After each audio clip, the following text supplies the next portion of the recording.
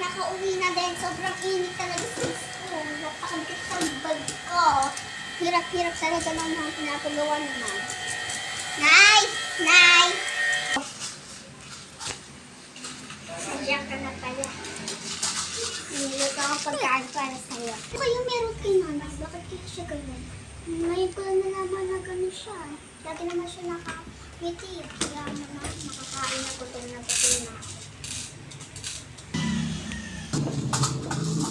May sabi-sabi ka ba dyan, anak? Ay, wala po, Nay. Kumain tayo.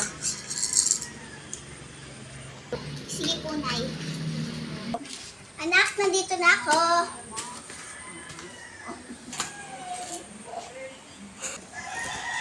Nagbilang ka.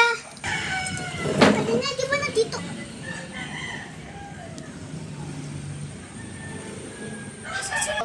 Ano pinagsasabi mo na? Bumili na ako ng ulam natin sa palengke. Kanina pa ako umalis. Sa bagay, hindi ko po nasasabi sa'yo na pumunta ako sa palengke. Tara tayo dito. Anay, ano nga? Pinagluto mo nga ako kaganina. Itong pa nga, may natira pa. Ha? Bumili na ako ng ulam natin. Patingin na ako na. Hindi ako marunong magluto ng ulam na ganito. Sino ba nagluto sa'yo? Baka may dumating kang nakaibigan. Nay, niluto niyo po talaga sa akin to. Wala pa akong pinapunta kong friends dito sa bahay. Kayo lang po talaga nakasimangot pa nga po kayo kaganina Rigo. Hindi ako marunong mag-ganyan ng luto na. Baka talaga may pinapunta kang friends dito. Tsaka di ako laging nasimangot.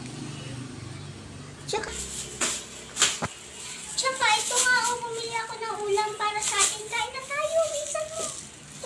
Thank you everyone to watching this video and thank you very much. So, dito na nga pala nagtatapos yung gawin ni nanay. So, thank you for watching. Bye!